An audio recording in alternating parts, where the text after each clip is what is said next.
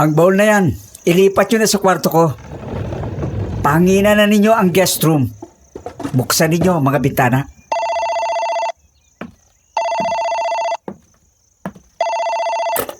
Hello? Kuya, Oh, Conrado, napatawag ka. May problema ba? kuya, pumunta ka dito sa bahay. Kailangan ka namin. Kailangan ka ng pamangkin mo.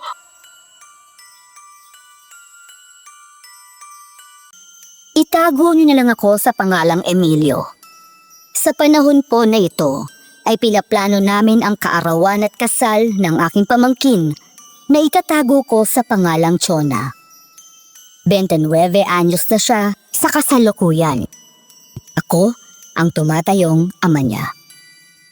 Anak siya ng nakababata kong kapatid na tatawagin kong Conrado sa sulat kong ito. Tandang-tanda ko pa nang ipinanganak ang pamangkin ko. Sa bayan ng Gumaca, isang munisipalidad sa lugar ng Quezon Province, taong 1996, Valentine's Day. Ilang araw bago ang itinakdang petsa ng panganganak ng aking hipag na si Denise. Nagdesisyon kami na magsama-sama sa aming ancestral house upang magkaroon ng munting salo-salo. Habang lahat kami ay nagkakasayahan para namang nagluluksa ang kalangitan. Masungit ang panahon ng umagang yon. Ngunit ayon sa balita ay wala namang bagyo. Biglang tinamaan ng kidlat ang isa sa mga punong nakatanim sa aming malawak na bakuran. Sa sobrang gulat ay pumutok ang panubigan ng hipag ko. Dali-dali namin siyang isinakay sa kotse ko para isugod sa pinakamalapit na panganakan. Ang tagal naman. Nahihirapan yata ang mga anak si Denise. Maupo ka nga, Conrado. Nakakahawa yung nervyos mo. Nag-aalala kasi ako, kuya. Kita mo naman siya dyan sa kwadradong salamin ng delivery room. Hindi ko naman dinig ang nangyayari. Huling silip ko, mukhang okay naman. Walang bakas ng pag-aalala ang doktor. Dok, kumusta po si Pag?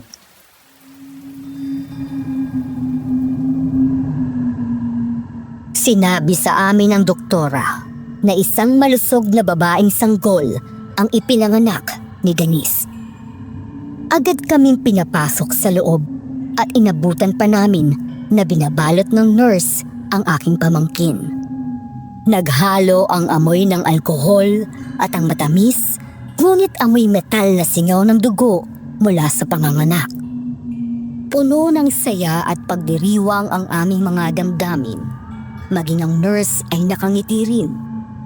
Ngunit napalitan niyon nang hindi maipaliwanag na kaba at kakaibang pakiramdam sa pag-uha noong sanggol.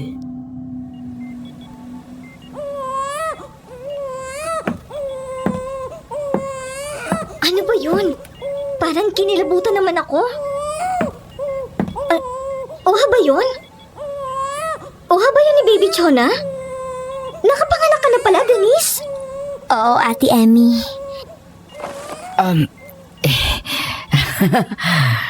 Nagulat tayong lahat. Kasi naman hindi agad umuha itong si Chona eh. Ikaw, baby, ha? Nagugulat ka. Pakis nga si Papa sa'yo. Ayan kasi, pabling ka. Kaya babae ang unang anak mo, pambayad utang.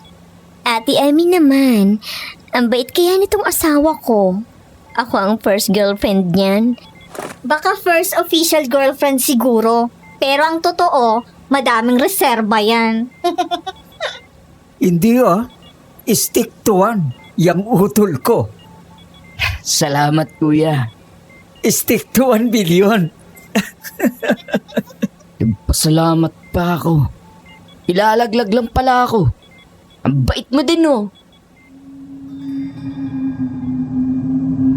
Dinaan na lang namin sa biruan. Alam ko yon at alam din ng lahat iyon. Isang alalahanin na pinili na lang namin na ipagsawalang bahala. Pero para sa akin, Isa iyong premonisyon ng nagbabadyang madilim na lihim ng aming pamilya. Isang lihim na nanggugulo at pilit lumalabas sa tuwing may ipinapanganak na babae sa araw ng mga puso sa aming angkan. Kaya naman, nang magkaroon kami ng pagkakataon na mag-usap ni Conrado, ay agad kong sinubukan na buksan sa kanya ang paksang yun. Sabi nga, prevention is better than cure kung may lunas man sa problema namin.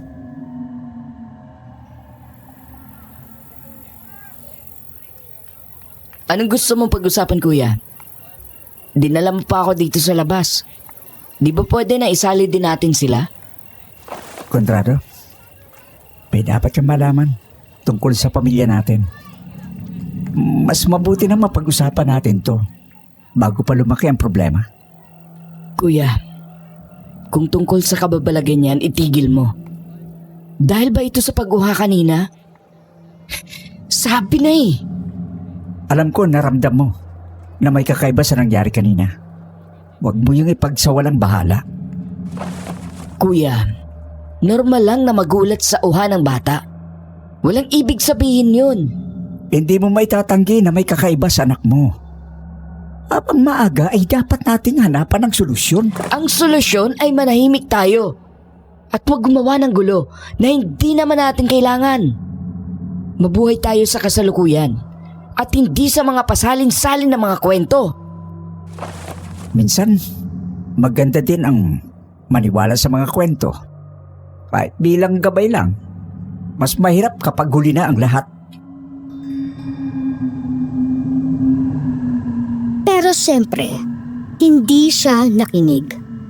Hindi siya handang makinig. Kaya hinayaan ko na lang siya. Inisip ko na baka nagkakamali lang ako. At saka anak naman niya yun. Ano ba ang alam ng single na kagaya ko sa pagiging ama? Nang makabawi ng lakas si Denise, nagdesisyon na silang umuwi sa bahay nila sa General Luna. Sumama ako sa kanila para mag-obserba. Sabihin ng praning ako, pero hindi kasi mawala ang kakaibang pakiramdam ko. Parang may nakalukob na kung ano sa pamangkin ko na hindi ko mabigyan ng pangalan. Noong una, wala namang kakaiba. Ngunit makalipas ang 2 linggo, bago ang binyag ni Chona sa gitna ng agahan, isinatinig ni Denise ang kanyang pag-aalala tungkol sa kanilang anak.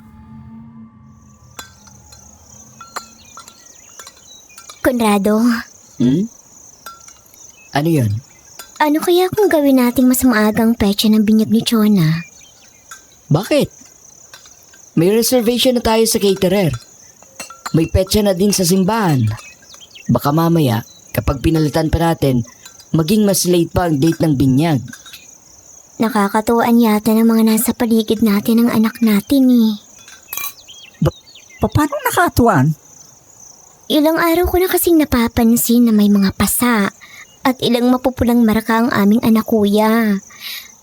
Parang kinukurot o di kaya napanggigigilan? Ano kaya kung kahit buhos tubig lang?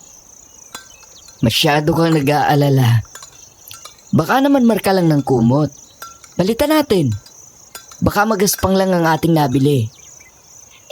Mukha talagang makurt eh. Hindi ka ba naniniwala? Naniniwala naman ako. Lumaki kaya kami sa pamilya na naniniwala sa mga maligno at kung ano-ano pa. Kaya nga, maiintindihan mo ko kung anong sinasabi ko. Naiintindihan ko naman. Ang sa akin lang, 1996 na ngayon. Hindi pa ba naglalaho ang mga maligno? Baka nanakbo na ang mga yun sa kung saan. Bihira na nga din ako makakita ng mga umbok ng lupa na ang tawag ay tirahan ng mga nuno sa punso. Dinadaan mo na naman sa biro ang lahat. Kailan ka kaya maniniwala? Kapag nagbago na ang anyo ng anak natin, o di kaya'y inatake na tayo? Okay! Kalma tayo! Ako nang bahala para pareho tayong huwag mag-alala. Papayag ba kayo na bigyan ko ng kalmen si Chona? Kalmen? Ano yun? Isang maliit na kwadradong pulang tela yon na tinahi, sinlaki lang ng 2x2 picture. May laman ng sanga ng sinukuan. Ikinakabit sa labit ng sanggol gamit ang perdible. Sinukuan. Ah! Yung kahoy na kahit anong putol mo, may marka ng krus sa gitna. Yun nga! Panliwas yun sa init ng mata, sa balis, usog, mga nuno, at mga pantaboy ng maligno. Igawa mo na din kaya ng pulsera sa gawa sa buto ng saga-saga ang pamangkin mo, kuya. Buto ng saga-saga. Rosary P. Pulang buto yon na may itim sa bandang itaas.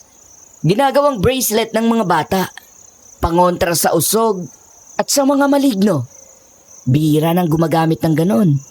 Yung mga bracelet sa Quiapo ngayon, itim at pula na plastic beads na lang ang gamit. Sige, Kuya Emilio. Aabalahin ka na namin. Kaya ba ngayong hapon? May mga naitatago pa naman akong gamit. Sa tingin ko, higit pa sa sapat yun para makagawa ng para sa isang baby. Oo, sa tingin ko bago maghapon ay maikakabit na natin ang kalmen at maipasusuot na natin ang pulseras kay Chona.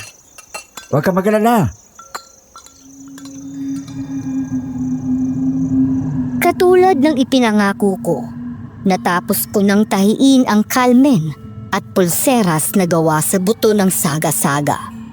Wala si Conrado noon, kaya kami ni Denise ang umakyat sa kwarto ni Chona. Paglapit namin sa kuna ng aking pamangkin, agad naming napansin ang kakaibang amoy na nakahalo sa hangin. Sa una ay aakalain mong may naiwan na manggang na sobrahan sa hinog. Ngunit kapag nagtagal ay parang amoy bakal, amoy dugo. Para bang napapasok ka sa loob ng katayan ng baboy na kalilinis lang at hindi pa tuluyang sumisingaw ang lansa. Naramdaman ko na nagtayuan ng balahibo sa aking bato. Pakiramdam ko ay may kung anong puwersa ang nakatitig sa amin. Ano ba namang amoy yun? Saan kaya nanggagaling yun? Baho! Baka may bunga lang na mula sa mga puno na sumabit sa lulod. Papatingnan ko sa mga katiwala natin bukas para medyo amoy paa na bulok. Kawawa naman si Baby Chona namin eh. Kuya, tingnan mo oh. May mga maliliit na namang kulot si Chona sa braso at binti. May kung ano din na parang kagat ng maliliit na pangil sa bandang paa. Lagi siyang may ganyan sa tuwing palubog ng araw. Oo nga ano. Ha? Naghihilom at nawawala agad. Niloloko ba ako ng aking paningin? Hindi kuya. Ganyan siya.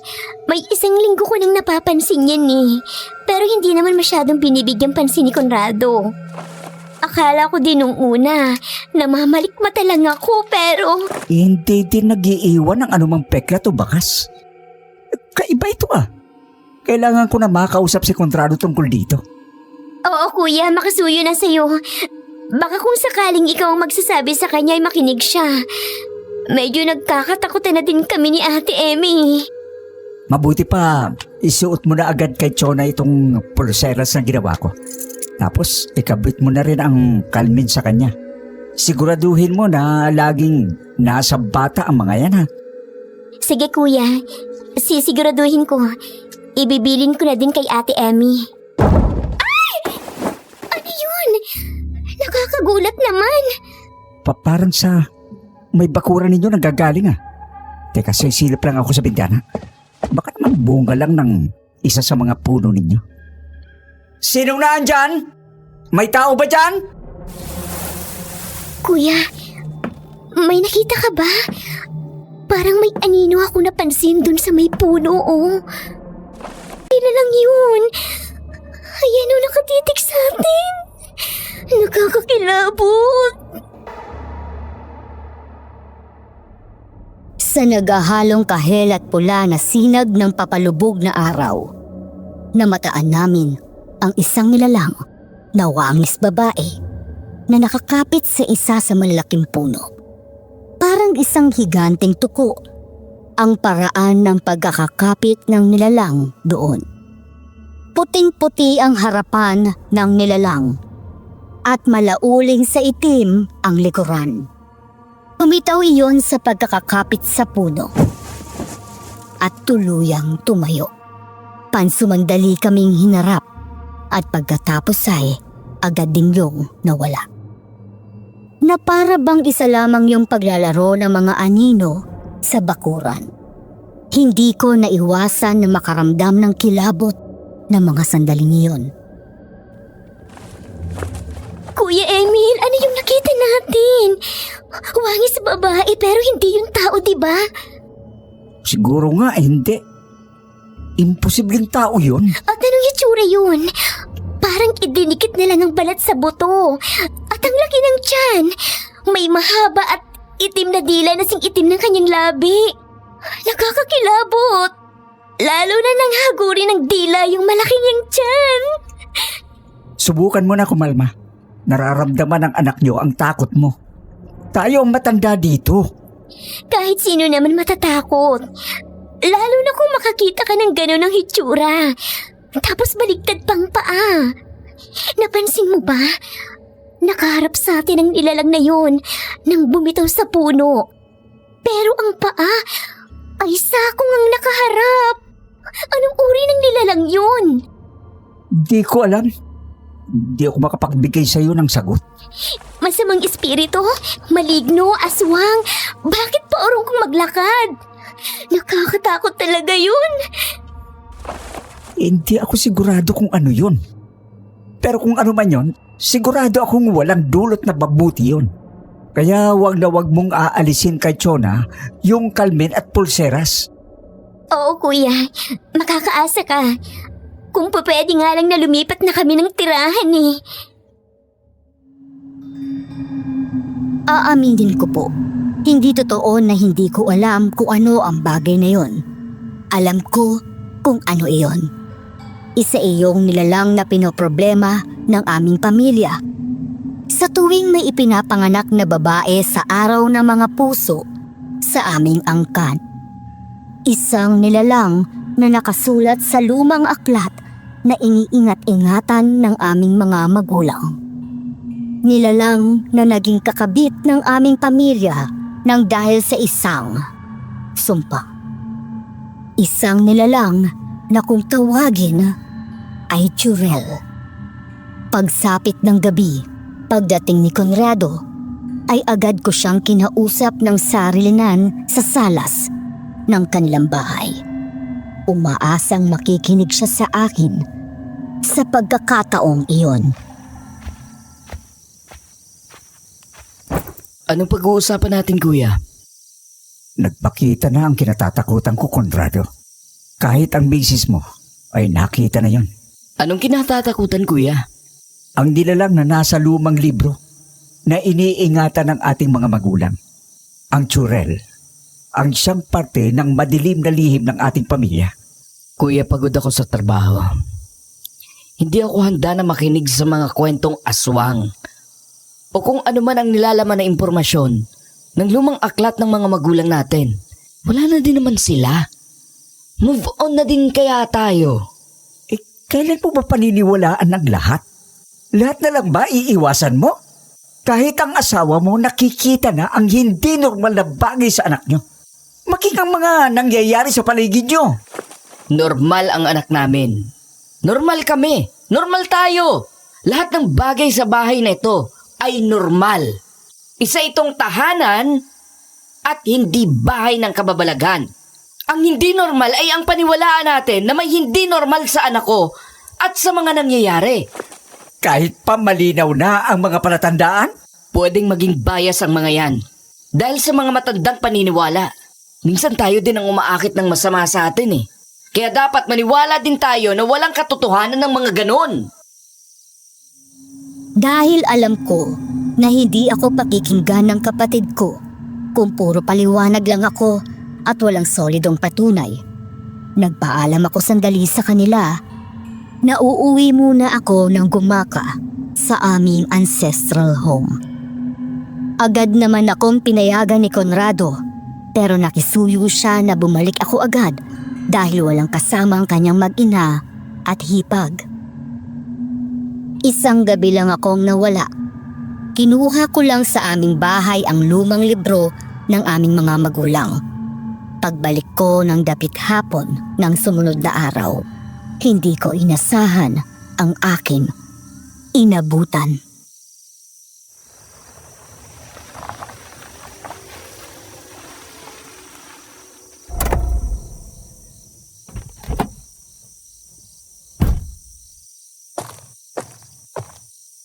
Mabuti naman at dumating ka na. Mawawala na yata ako sa aking katinuan, pati na din si Denise. Bakit? Anong problema?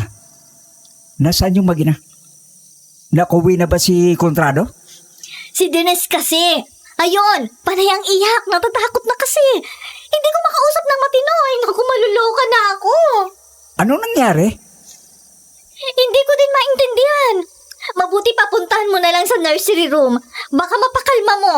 Magpapahangin lang ako.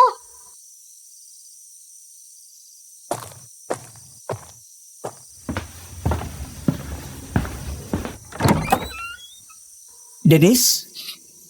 Kuya, ano bang meron sa anak namin ni Conrado? Hindi na ito normal. Natatakot na din ako na lapitan siya eh. Bakit? Ano ba nangyari? Pinapalitan ko kasi siya ng lampin. Tapos biglang naglikot. Hindi ko sinasadya na matusok siya ng pardibli ko na hawak. Sumirit ang dugo. Tapos, parang wala lang. Nanahilom na kaagad ang sugat. Parang pinalis. Nasaan na si Chona? Nandyan siya sa kunin niya, iniwan ko. Hindi ko na alam ang gagawin ko eh. Ano ito? Anong ginawa mo? Kuya, patawarin mo ako. Hindi kasi ako makapaniwala sa nakita ko eh. Para pati naman na nagbubulong sa akin. Kaya kahit hindi ko gusto, inulit ko na tusukin siya ng pardible sa pigi. Hindi ko sinasadya. Nanlaki ang aking ulo sa aking inabutan. Nakatusok pa ang malaking pardible sa pigi ni Chona. Ang nakapagtataka, hindi naman umiiyak ang pamangkin ko. Nang bunutin ko ang nakatusok na pardible sa kanya, ay agad na umagos ng dugo mula doon. Kumuha ako ng katsyang malinis at pinahid iyon. Pinanlamigan ako sa aking nakita. Wala na ang sugat na dulot ng pardible. Agad iyong naghilom. Nakita mo ba, kuya? Sabi sa'yo, hindi normal ang aming anak. Hindi kayo napalitan ng bata niyan sa ospital? Kumalma ka muna, Denise. Imposible pati mapalitan ang anak nyo. Hindi na siya inilayo sa'yo matapos mong manganak. Anong paliwanag? Ako bang may problema? Baka may sa impacto ako na hindi ko nalalaman. Ikaw na mismong nakakita, kuya. Kausapin mo si Conrado. Nakikiusap ako. Ayaw niyang makinig sa akin eh. Susubukan ko. Sa ngayon, kumalma ka muna. Asikasuhin natin ang anak nyo. Baka naman maging maayos ang lahat pagkatapos ng binyag.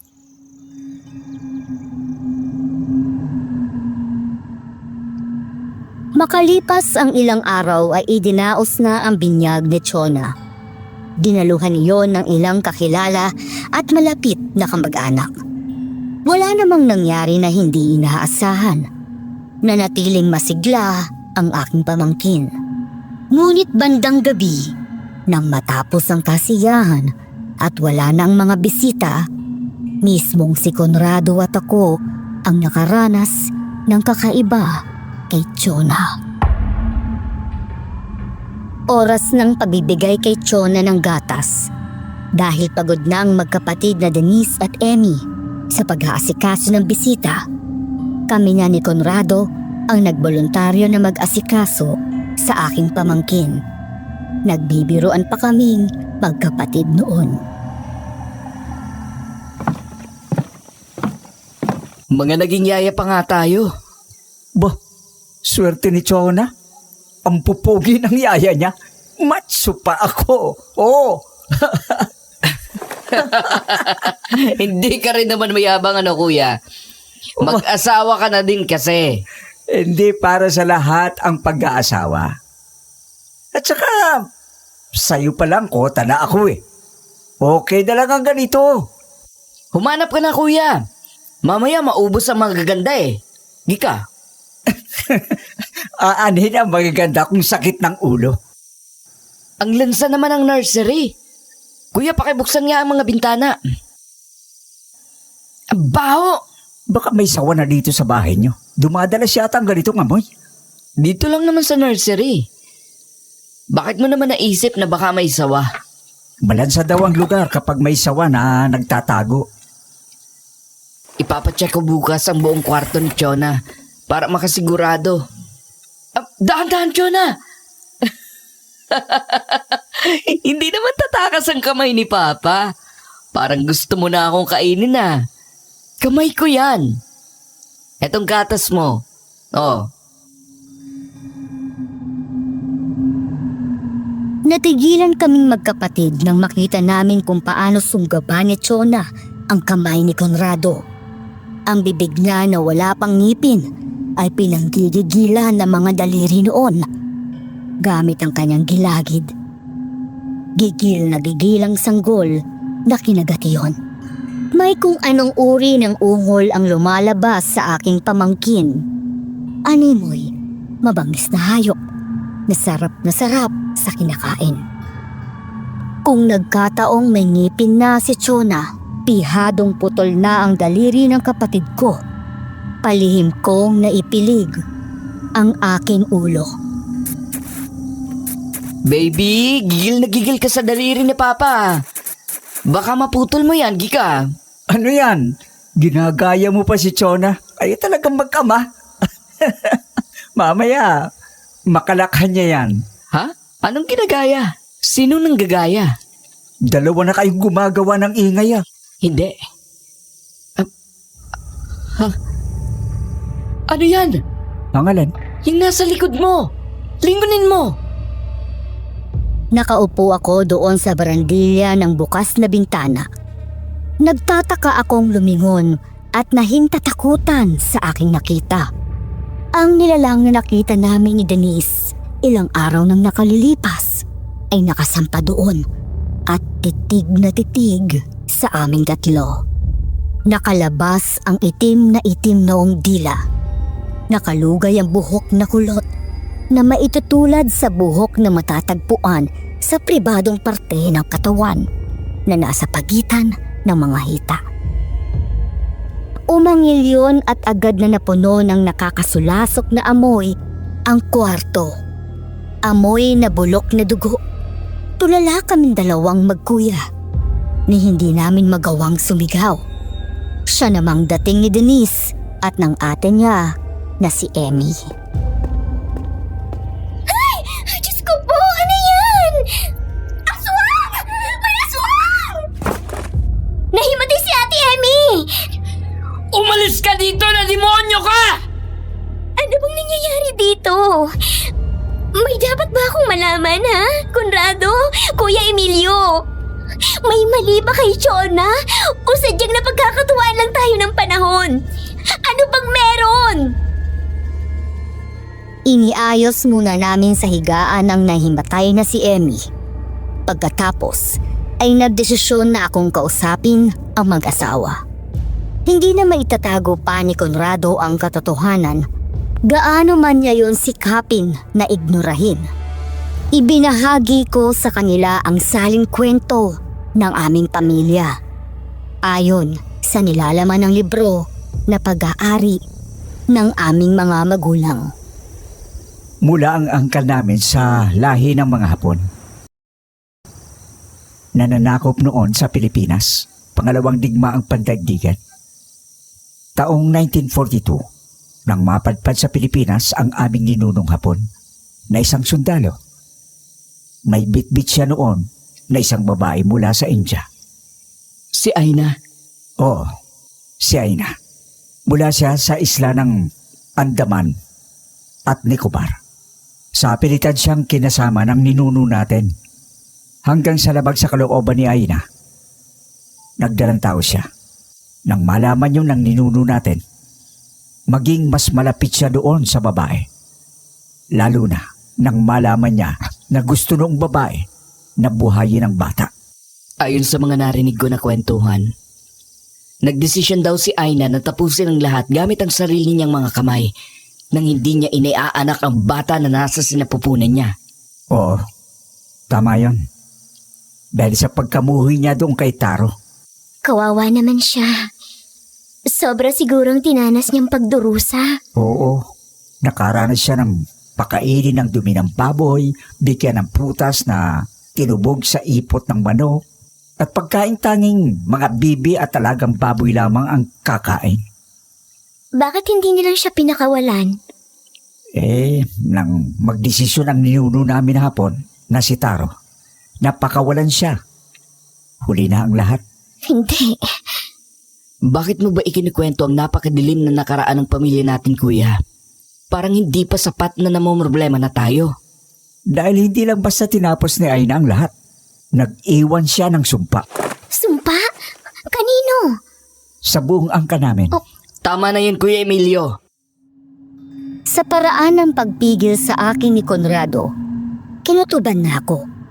Sa paraan ng pamumutla niya, batid ko na alam din niya ang tungkol sa madilim na lihim ng aming pamilya. Pilit lang niyang iniignora. Hindi ako nagpaawat at nagpatuloy ako sa pagkukwento. Hindi ako titigil dahil karapatan din ni Denise na malaman ito. Tama na yan, kuya. Hindi kami interesado. Hindi ka interesado? Kung alam mo na ang sasabihin ko. Ano? Alam mo din ang sinasabi ni Kuya Emil? Kwentong matatanda lang naman yan, kuya. Kung ganon, ay alam mo nga. Oo. Aaminin ko na. Aksidente kong nabasa ang nilalaman ng libro na iniingatan ni na mama at papa. Kahit pa pinagbawalan ako, pinakialaman ko. Tungkol saan yun? Sa lihim ng pamilya namin, isinumpa kami ni Aina na sa tuwing may ipanganganak na babae sa araw ng mga puso sa aming angkan, babalik ang kanyang kaluluwa at sasaniban ito upang maging aswang. Oh, Diyos kong mahabagin. Sinasabi mo ba, Kuya, ng aming anak na si Chonang? Sa kasamaang palad, oo. Ang nakikita mo natin na nilalang ay ang naghihiganti na si Aina sa anyong Churel. Ipinakikita niya sa atin na markado na si Chon. Conrado, anong gagawin natin? Ano nang mangyayari sa anak natin? Paano na siya? Magiging ayos din ang lahat, Denise. Huwag kang mag-alala. Maaayos din natin ito. Matagal bago napatahan si Denise. Problema din namin ang ate niya na si Emmy.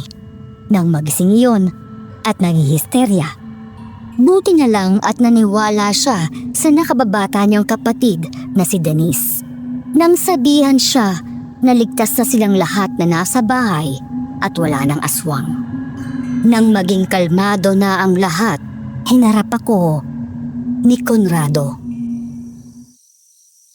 Pasensya ka na, kuya. Hindi naman kita gustong itaboy. Pero sa pakiramdam ko kasi, hindi nakatutulong ang pakikialam mo dito. Naunawaan ko. Gusto mo lang na mapabuti si Chona pero hindi sa pag-iwas ang makakatulong. Alam ko. Pero ang pag-iwas ang naging daan ko para sana hindi magdusa ang anak ko. Alam ko yun. Hindi ako pinatatahimik nung nabasa ko sa libro. Mula nang mag-13 ako. Kontrado. Oo, pinakialaman ko ang libro. Kahit pang sabi ni na mama at papa na wag, hindi ninyo alam kung ilang beses kong hiniling na sana sumunod ako. Na sana pinigilan ko ang sarili ko na maging makulit. Gabi-gabi ako binabangungot. Bakit hindi mo kami kinausap? Bakit ko kayo kakausapin? Para saan? Magpatulong? Humingi ng saklolo sa takot na ako ang may kasalanan? Alam mo ba, kuya? Isinusumpa ko ang sarili ko na pumayag ako sa isang gabi na makasama si Denise. Kung hindi ako naging marupok, hindi kami magpapakasal. Hindi mabubuo si Chona. At hindi sana siya madadamay sa lahat ng ito. Maaari pa naman natin ito maayos. Huwag kang mawala ng pag-asa. Huwag ka ding magpadalos-dalos o gumawa ng desisyon na hindi mo muna pinag-iisipan. Kaya nga kuya, para makapag-isip lang ako, kami ng asawa ko ng ayos. Umalis ka muna. Salamat sa pagtangka mo na tulungan kami pero problema namin ito. Hayaan mo na harapin namin sa paraan na alam ko. Ang ignorant ng lahat? Kontrado, nakita mo naman kung ano ang nasa kwarto, hindi ba? Hindi ko alam yon. At ayokong alamin pa. At kahit alam ko pa, hindi ko yun kikilalanin. Normal ang anak namin. Hindi isang sumpa lang ang magbibigay ng problema sa anak ko. Sige, kung yan ang desisyon mo, irerespeto ko. Pero ito ang tatandaan mo. Hindi mo maiiwasan ang katotohanan dahil lang sa pilit mo itong iniignora.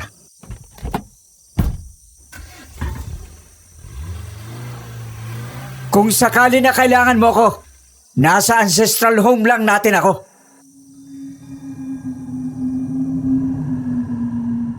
Mga 3 buwan din na hindi niya ako kinibo.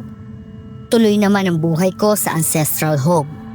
Lumuluwas ako ng Maynila para magpasa ng mga plano o kaya ay makipag-usap sa mga kliyente.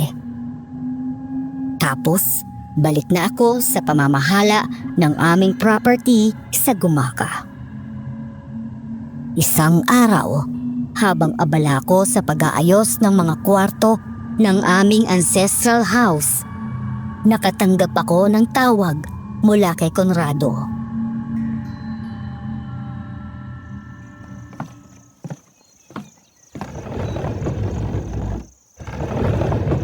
Kuya, pumunta ka dito sa bahay. Kailangan ka namin. Kailangan ka ng pamangkin mo. Sige, pupunta na ako. Dalian mo, kuya. Matapos kong ibili ng bahay namin sa mga katulong, bumiyahe na ako pa General Luna.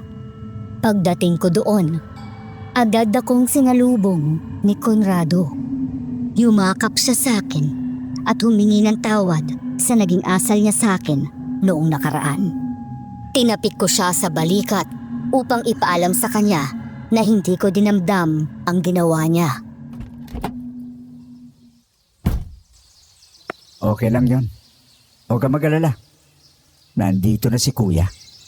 Salamat, kuya. Ano ba nangyari? Noong mga nakaraang buwan kasi, kuya. Tulad doong maliliit pa kami, nagkasundo kami na tumambay sa garahe at pinakinggan ko ang gusto niyang sabihin. Sabi niya, mula nang umalis ako nung gabing yon, hindi na tumigil ang problema nila. Lalong naging madalas ang pangangamoy ng malansa sa kwarto ni Chona. Wala namang nakitang sawa sa kwarto ang mga katiwala nang iutos niya na tingnan ang bawat sulok noon. Kahit ang kisame ay ipinasilip na rin niya. Palagi din na nawawala ang kalmen at pulseras ng pamangkin ko. Madalas na nakukuha sa may mga puno o kaya sa mga lugar na hindi nila inaasahan na doon nila matatagpuan. Noong una ay nakukuha pa nila, ngunit dumating ang punto na tuluyan na yung nawala.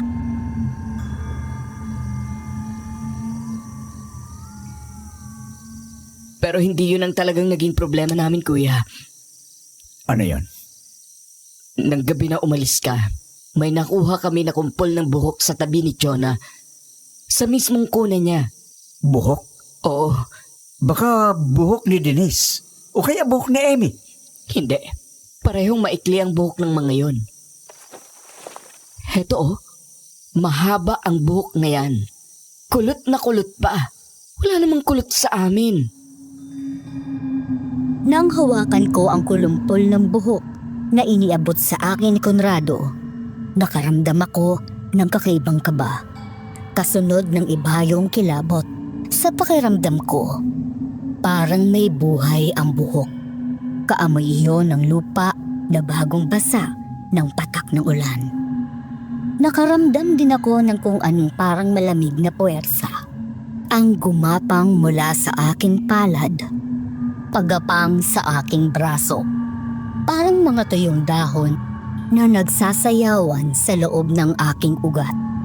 Naramdaman ko na gumapang ang lamig patungo sa aking leeg.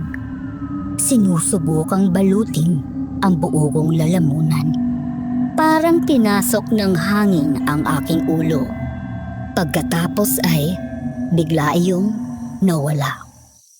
Gusto kitang tawagan noon na kung pwede kang bumalik, pero naunahan ako ng hiya. Okay lang yon. Pero sana nga tinawagan mo na lang ako para nadamayan kita. Anong sasabihin ko sa'yo? Na may buhok sa kuna ng pamangkin mo? Pumunta ka dito? Kahit pa sinabi mo na nakakita ka ng ipis at kailangan mo ako, pupunta ko dito. Kahit pa 10 oras ng gabi. Kung sana ganun lang kasimple ang mga problema nating matatanda, no, kuya? Kung pwede lang tayong bumalik sa panahon na ipis at mga gagamba lang ang ating mga problema. Ganun na ba kabigat ang problema? Napilitan akong tumawag sa'yo dahil sa isang karimari-marim na pangyayari. Pinatayo noon lahat ng balahibo ko sa katawan. Ayon kay Conrado, abala siya noon sa iniuwi niyang trabaho sa opisina. Puno na rin ng di may paliwanag na takot ang bahay nila. Dahil sa kakaibang inaasal ni Chona tuwing oras ng pagbibigay ng gatas. Maging si Emmy ay takot nang makasama si Chona sa gabi. Kaya kailangan niyang tumulong sa pagbabantay sa anak kahit pagod siya sa trabaho. Nang gabing yon, humingi siya ng paumanhin sa kanyang asawa at sa hipag niya. May madali ang trabaho kasi na kailangang maipasa kinabukasan. Nagkulong si Conrado sa kanyang mini office sa bahay. Ano yun? Denise! Ano nangyari? Denise! Nasaan ka ba? Nandito ka ba sa nursery? Denise! Denise! Ano nangyari sa'yo? Nakita ni Conrado ang asawa niya na walang malay sa sahig ng nursery room. May mahaba siyang sugat sa kanyang braso. Animoy, ginamitan ng matalas na panghiwa. Binuhat niya si Denise at inihiga ng maayos. Madalian niyang binalot ng benda ang sugat sa braso ng asawa at sa kanya tiningnan ang lagay ng kanilang anak. Ngunit nang silipin niya ang kuna, wala si Chona doon. Habang nagkukwento ang kapatid ko, ramdam na ramdam ko ang takot niya. Kita rin sa mukha niya ang pagkalito. Sa totoo lang, kuya, nang makita ko na gano'n ang asawa ko, sobra ang kaba ko. Nanginginig ang mga kamay ko habang binabalot ko ng benda ang sugat niya. May inabutan ka ba sa kwarto? Walang ibang nasa kwarto. Pero parang ang bigat ng hangin. Mabigat? Amoy tanso dahil sa dugo mula sa sugat ni Denise. Pero may iba pang kahalo na amoy. Katulad ng ano? Amoy matamis na hindi ko mawari. Parang amoy ng karning nabubulok. O di kaya ay prutas na naiwang mabulok sa daan habang mataas ang init ng araw. Yung amoy na kumakawala habang nabubulok ang isang bagay sa mainit na lugar. Nakakasulasok? Oo, ganon. Halong hindi ka makahinga. Tapos nasusuka ka. Pakiramdam ko kumakapit yung amoy sa buong kwarto, maging sa damit at balat ko.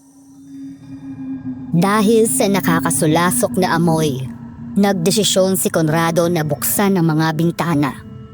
Ayon sa kanya, nang matapos siya na buksan ang lahat ng bintana ng nursery room, nakarinig siya ng kung anong ungol, parang galing sa galit at mabangis na hayop. Nang iligid niya ang kanyang mga mata, wala naman siyang makita. Agad niyang sinilip ang anak sa kuna nito. Ngunit wala ang anak nila doon.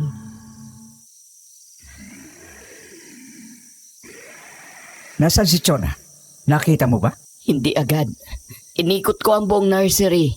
Tiningnan ko ang mga ilalim, ang mga cabinet, maging ang ibabaw ng pasimano, kahit ang likod ng pintuan.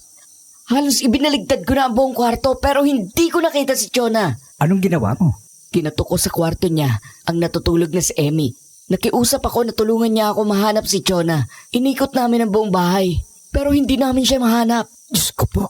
Tapos nagdesisyon kami na bumalik sa nursery. Tapos Anong nangyari?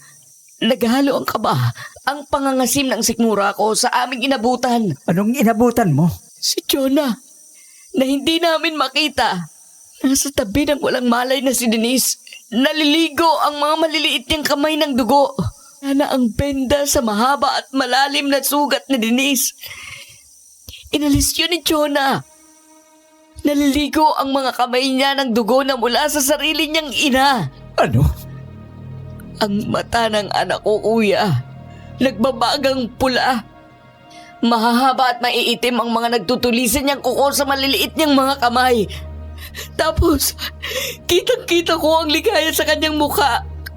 Nagdilaan niya ang dugo sa mga daliri niya. Panginoon ko. Gumawa siya ng ungol na animoy hayop na ligayang-ligaya sa kanyang ginagawa. Wala na ang anak ko, kuya. Ng mga sandaling yun, hindi ko na siya kilala. Nang akmang lalapitan ni Conrado ang anak, ay siya namang sigaw ni Emmy. Nang mapagawi ang tingin niya sa salamin, nang hilakbot ang kapatid ko sa nakita niya sa full-length mirror. Ang tsurel na ilang beses na naming nakita ay nakababa o animoy nakapatong sa anak niya. Sanib kung sa madaling salita. Nakangisi ang maitim na labi at inlabas ang maitim na dila.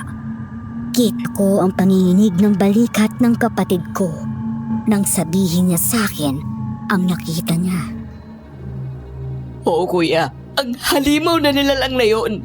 Hawak niya ang pulsera sa bigay mo sa pamangkin mo. Walang hirap niya yung pinutol. Sumabog ang mga buto sa sahig. Ngunit nang tingnan ko ang anak ko, wala naman doon ang hayop natural na yon.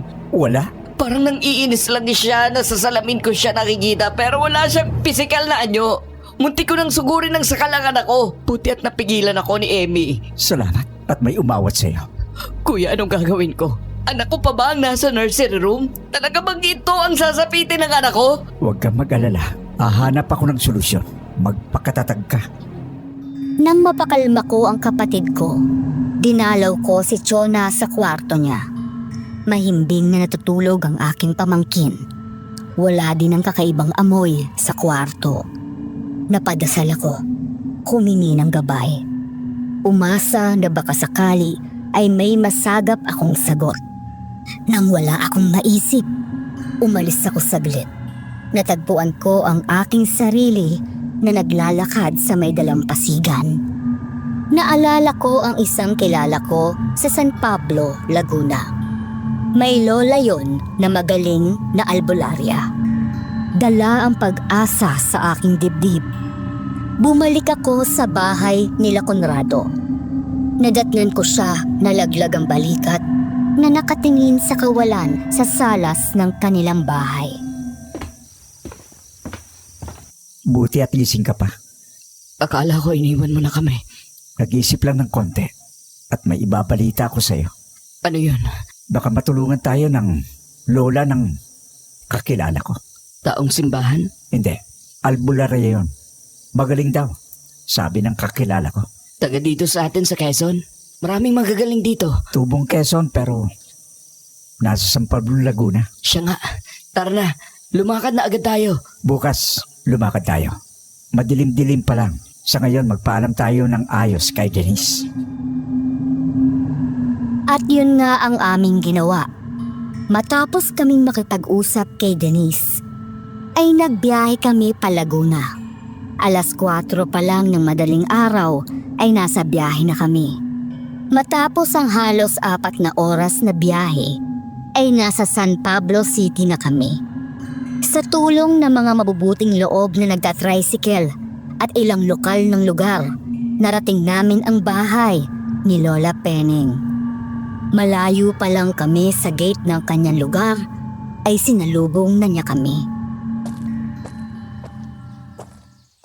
Sabi ng aking gabay, may darating na nangangailangan ng tulong. Tuloy kayo. Nakikita ko na may sumusunod sa inyo sa dilim. Magandang umaga po, Lola Penning. Ako po si Emilio, yung kakilala ng inyong apo na si Wancho. Oo. Naikwento ka niya sa akin. Pero hindi talaga ikaw ang may kailangan sa akin, hindi ba? Kung hindi yung kasama mo. Ako po si Conrado. At naparito ka dahil sa anak mo. Alam ko. At alisin mo yung pagkabigla sa mukha mo. Hindi ako psychic. Nabanggit din ng apo ko ang tungkol sa iyo. Naikikwento ka din daw ng kuya mo sa kanya. Simpleng tao lang si Lola Penning. Praktikal at hindi katulad ng ibang albularya na pasisiklaban ka kaagad. Na biglang magsasabi na nakita na niya o alam na agad niya ang mga bagay-bagay. Nakinig lang siya sa aming kwento.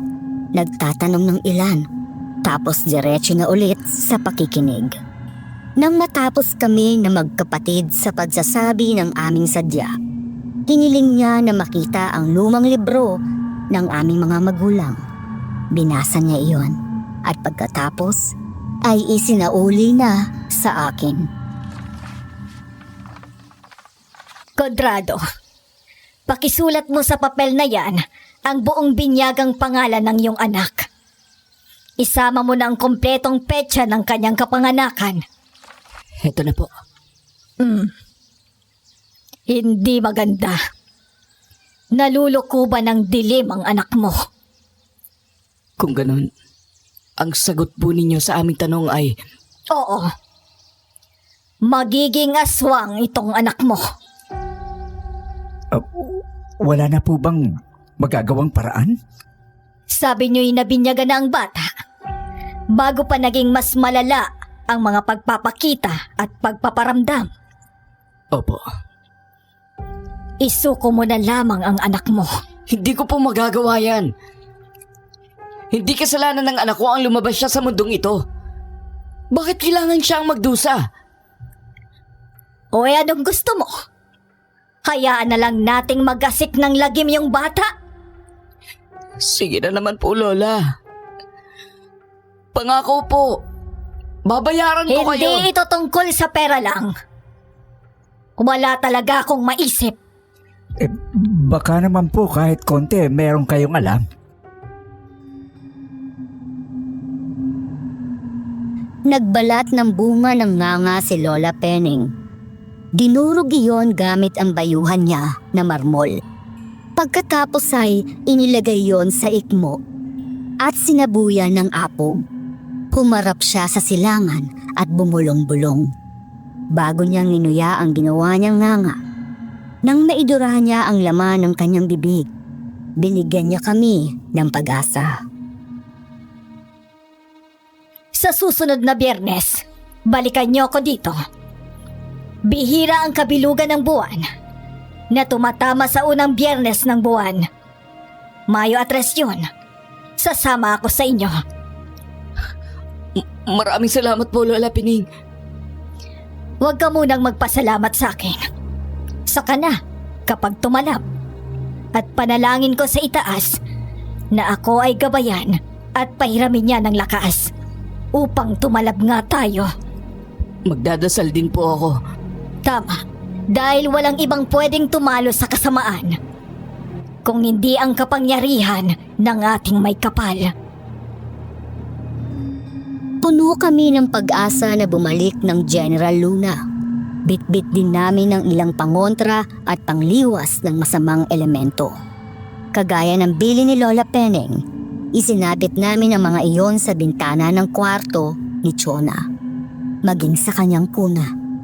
Isang hapon, 2 araw bago ang nakatakdang pagsama sa amin ni Lola Penning, naranasan namin na magalit ang Churil. Nasa loob kami ng kwarto ni Chona noon, nagkakasiyahan. Aba akala ko talaga, habang buhay na akong matatakot dito sa cute na si Chona. Ayan ate, ginagantihan ka na ng pamangkin mo. Nagtatawag na ng ulan ng baby. Ay wag naman, peace na tayo. May sinampayang tita sa labas. Wag kang magpaulan na. Wag kang magpaulan muna please. Mabuti at kahit papano ay natahimik tayo. Mabuti nga. Saan yun ang gagaling? Sa bintana. Tingnan nyo, umuuga ang mga bintana. Parang nais gibain. Nagagalit siya. Dahil hindi siya makatuloy. Hindi niya maabot si Chona. Ate Emmy, isinauli mo ng palaspas sa may main door ng bahay, di ba? Hindi. Ibinalik ko sa altar. Ano? Sabi ko ibalik mo sa pinto. Denise! Kunin mo si Chona sa kuna! Sumiksik kayo sa sulok ng kwarto! Huwag mong bibitawan ang kabal na ibinigay ko sa'yo! Kabal, yung bakal na krus na may doblehan na nakapako na Kristo sa magkabilang tabi. Oo, yun! Kahit anong mangyari, anong man ang makita at marinig mo, huwag mong bibitawan! Saktong pagkasabi noon at nakita namin sa pintuan ang tsurel. Labas na ang mga pangil noon. Nagtutulo ng laway. Nakatikwas sa mga buhok na kulot at nagbabaga sa galit ang mga namumulang mata. Napuno ng mabahong amoy, kahalintulad sa nabubulok na bagay ang kwarto. Unti-unti nung nilapitan si Conrado. Dahan-dahan namang umuurong ang aking kapatid. Ako naman ay pasimpleng kinuha ang buntot pagi na pahiram ni Lola Peneng sa amin. Maikli lang yun, halos singhaba lang ng isang ruler. Pero ang sabi ni Lola Peneng ay mabisa. Iwinasiwas ko yun. Akala mo hindi kami lalaban ha? Nagkakamali ka! Hatawin mo na! Eto ka sa'yo! Manahimik ka na sa kabilang buhay! Ay na! Pero hindi ko napuruhan ng tsurel na si Ayana. Mula sa kung saan ay tinabig ako ng kanyang buhok. Tumilapan ako at humataw sa isa sa mga kabinet ni Chona. Nawalan ako ng malay. Nang magbalik ang aking ulirat ay gabi na. Nag-aayos na ng magulong kwarto ang aking hipag at ang ate niya. Kumusta ka, Sleeping Beauty? Anong nangyari? Nasaan na yung tsurel? Naglaho. Matapos sa buya ni Ate Emmy ng asin na may basbas ni Lola Pening. Umalis na kaya yun? Kung tuluyan man yung umalis, hindi natin kailangan ng ritual ni Lola Pening. Pero sa tingin ko, pansamantala lang pananahimik nun. Tama. Habang mahina yon, kailangan matapos na ni Lola Pining ang ritual. Sumapit ang umaga ng Mayo at 3. Maaga kaming lumakad at dinayo si Lola Penning sa kanyang tahanan sa San Pablo. Nang makarating kami ay agad kaming inabutan ni Lola Penning ng mga gamit na isasakay sa sasakyan. Mga gamit daw niya iyon sa panggagamot. Wala pang isang oras ay tapos na naming isakay sa kotse ang lahat ng kailangan. Doon na naghabilin si Lola Peneng. Makinig kayong mabuti. Sa oras na sumakay ako sa sasakyan nyo, bawal na kayong lumingon. Naku naman, paano naman yan Lola? Ako po ay nagmamaneho eh. Maaari mong gamitin ang iyong mata para tumingin sa tabi. Pero bawal lumingon ang ulo mo. Kung hindi maiiwasan na lumingon, dapat ay kasama ang buong balikat at katawan. Parang may stiff neck, ganon? Mismo. At isa pa, iwasan ang pag-uusap. Mas mainam kung paulit-ulit kayong magdadasal nang sumasampalataya ng paulit-ulit hanggang sa marating natin ang inyong lugar. Parang gusto ko noong maiyak. Bawal lang ang lumingon. kailangan pa na paulit-ulitin ng pagdarasal. Pero para sa aking pamangkin na si Chona, gagawin ko ang lahat.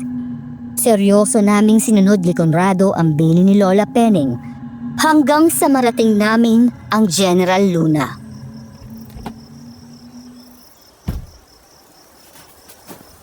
Ang sama ng hangin. Ano pong problema, Lola? Masyado nang masama ang hangin dito. Bilisan na natin at nang makapagsimula agad tayo. Mabuti at dumating na kayo. Bakit? Anong problema? Si Jonah kasi kanina pa nagliligalig. Mga bantang tanghali, binabato din niyang kung anong mahagip ng kamay niya. Yun ang oras na nagbabiyahe kami papunta dito, Ining. Samahan mo na kami sa kwarto ng bata. Simulan na natin ang panggagamot. Nang marating namin ang nursery kung saan nandoon si Chona, ubod na ng gulo ang kwarto. Masangsang na rin ang amoy ng tanso na humahalo sa kung anong bulok na matamis na hindi ko mawari. Parang may bulok na karne na pilit pa rin niluluto kung saang pugon at umaalingasaw ang baho nun. Tinawag ako ni Lola Penning at inabutan ng tela na puti. Ilatag mo ang telang ito sa gitna ng kwarto. Ikaw naman, Conrado. Bigyan mo ako dito ng baru-baruan ng anak mo. Samahan mo na din nagbigkis. Ikaw, Ining. Ano ang pangalan mo? Ako po si Denise. Mama po ako ni Chona. Hetong langis. Lagyan mo ng pakrus sa noo ang anak mo. Pati na din sa bunbunan at sa may pusod niya. Sa tuwing gagawin mo, ibulong mo ang buong binyagang pangalan ng bata. Sige po.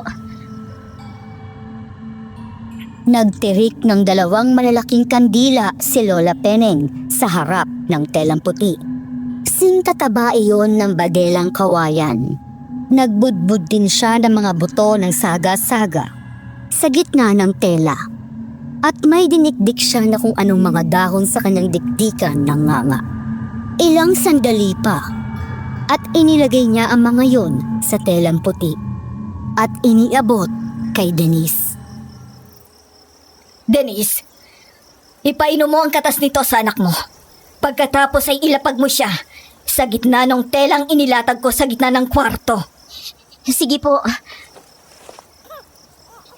Lola, ayaw pong lunukin. Dinudura po eh. Just ganyan. Lola, pwede po ba na isalin ang bibig sa bibig? Maaari naman. Kung ganon, ay ako po magpapainom sa aking anak ng katas. Denise, iabot mo si Chona sa akin. Kita ko kung paanong tiniis ng aking kapatid ang pait ng mga katas. Ipinasa niya iyon sa kanyang anak gamit ang kanyang bibig. Nang maipalunok na kay Chona ang katas, inilapag niya na ito sa gitna ng telang puti. Agad na naging pula ang mata ng aking pamangkin. Muling tumapang ang amoy ng nabubulok na karne sa paligid. Nagsimula ng magdasal si Lola Penning. Inuutusan kita, masamang puwersa. Bitiwan mo ang batang ito. Hindi siya nararapat sa masama mong balakin. Ikaw na namatay sa galit. Huminahon ka at matuto kang magpatawad. Sundan mo ang tunog ng kuliling na ito at hiwalayan mo siya. Pagkuliling muli ni Lola Penning, tumigil ang lahat ng ingay. Nawala din ang mabahong amoy. Paluhod na naupo sa lapag ng kwarto ang manggagamot. Puno ng saya ang mukha ni Conrado nang lapitan niya ang kanyang anak. Tumalab ang panggagamot sa akala namin. Walang ano-ano'y biglang tumalsik si Conrado. Nakita namin nang nanghaba ang mga kuko ni Chona. Maitim, matulis. Ang kanyang manipis pa na mga buhok ay biglang lumago at naging kulot. Ang mga mata niya'y namula at nagkaroon siya ng naglalakihang ngipin na matutulis. Muling binuhay ni Lola Penning ang mga kandila at ibinalot niya sa telang pula si Chona upang mapigilan itong gumalaw.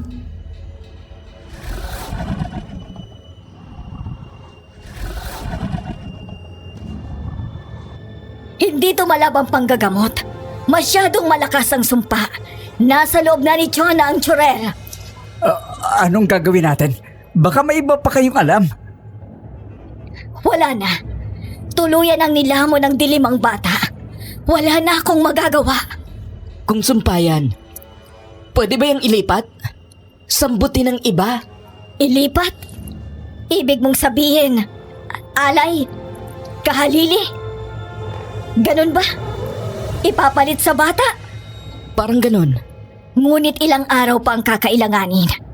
Kailangang dasalan at pakainin ng pangungusap ang hayop na iaalay. Paano po kung tao? Paano kung tao ang voluntaryong tatanggap ng sumpa? Ano? Linawin mo nga ang sinasabi mo. Paano po kung tao ang paglilipatan ng sumpa? Abay kahit gayon din. Pero hindi tama yon. Hindi mawawala ang sumpa. Bibigyan mo lang ng mas maayos na mapupuntahan ang sumpa kapag ganon ang ginawa.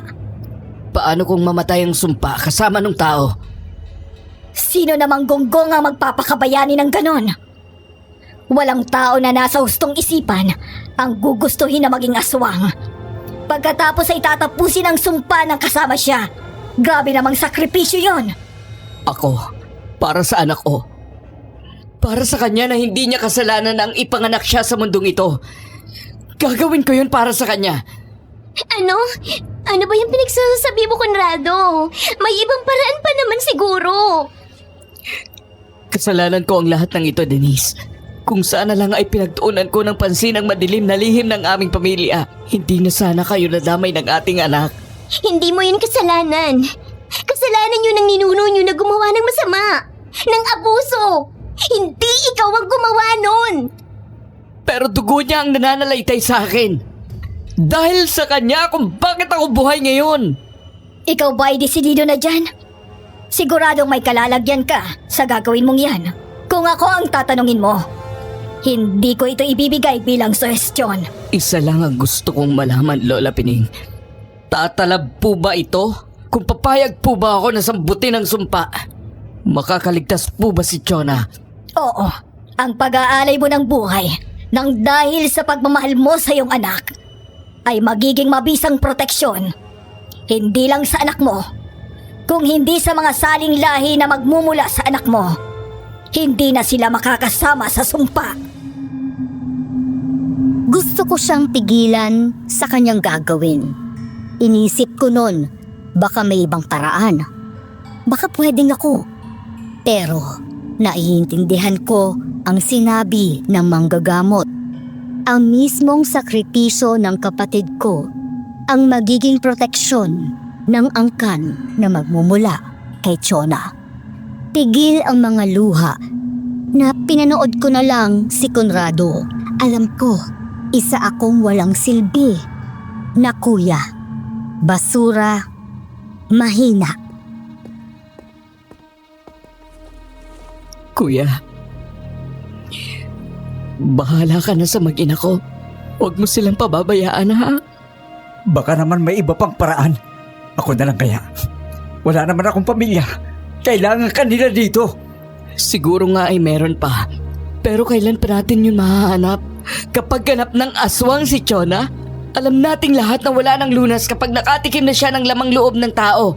Walang nakakabalik sa pagiging tao ng isang naging aswang na. Kailangan ka din ng anak mo. Nandito ka naman, kuya. Proxy kita. Iyakap mo ako sa kanya. Ihalik mo ako sa kanya. Baka siya matulog. Palagi mong sabihin na mahal siya ng papa niya. Na kahit duwag ang ama niya, naging matapang siya para sa kanya. Basta baala ka na sa kanya. Gagawin ko. Gagawin ko lahat ng pilit mo. Huwag kang mag-alala. Palalaking ko siyang kilala ka. Kukulitin din kita. Palagi kitang babalitaan. Conrado, maghintay na lang tayo. Eh ano kung maging ganap na aswang si Chona? Alagaan na lang natin siya. Itago. Hindi naman lahat ng tao naniniwala sa aswang. Pwede nating sabihin na may mental illness siya at genetic defect. Denise, hayaan mo na makabawi naman ako sa anak natin. Sa akin ang galing ang sumpa mula sa angka namin. Hayaan mo na mailigtas ko siya. Sa ganitong paraan, nakabayad na din ako sa aking kasalanan. Sa aking pagiging duwag na harapin ang katotohanan. Paano, Condrado? Handa ka na ba? Baka makahulagpos na sa balot niya si Chona. Pagkasabi noon ay pumunta na ang kapatid ko sa gitna ng tela. Paupo siyang lumuhod at niyakap niya ang nanlalaban na si Chona. Kinrusan siya ni Lola Peneng ng langis sa noo, sa bunbunan at sa pusod. Habang sinasambit ang buong binyagang pangalan niya. Pagkatapos ay may isinubo na itim na bato. Biglang nagpakita ang tsurel at niyakap nun si Conrado.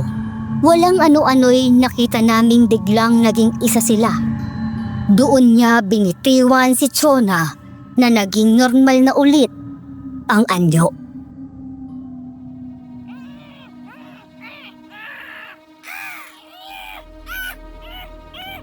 Nasa loob na ni Condrado ang tsurel na yon. Depende na lang kay Condrado kung kakayanin niyang tapusin ang laban na ito gamit ang sarili niyang mga kamay. Kilala ko si Conrado. Hindi siya sumisira sa sinabi niya. Anumang balakid, anumang pagsubok kapag sinabi niya gagawin niya. Sana nga'y kayanin niya. Masidhi ang kagustuhan ng naghihiganti na ito na maipanganak bilang aswang. Maging ang sanggol na wala pang muwang ay kanyang idinamay. Kakayanin niya yan. Naniniwala ako sa kapatid ko. Mahal niya ang anak niya. Wala siyang hindi ibibigay para kay Chona. At kinaya nga niya. Eksaktong 9:00 ng gabi, hinagip niya ang benditadong punyal.